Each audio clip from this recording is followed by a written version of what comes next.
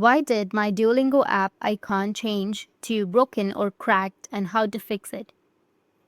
So as you can see that my Duolingo app has also been broken or it has been cracked.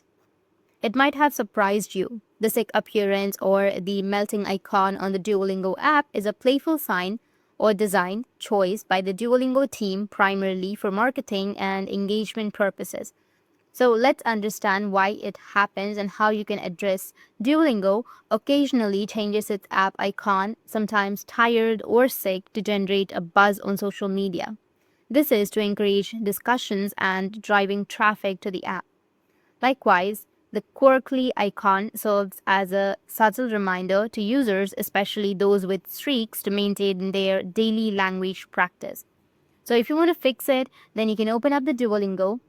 You can go and start a mini review if you want to, or just go back and start with your session. You can complete one session, your daily session, go with start.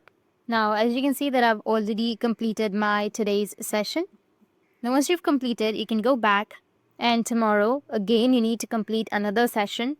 And in this way, if you maintain your streaks, then you won't have this crying or broken or cracked type of Duolingo. So that's it. And if you have any questions, feel free to comment below. Thanks for watching.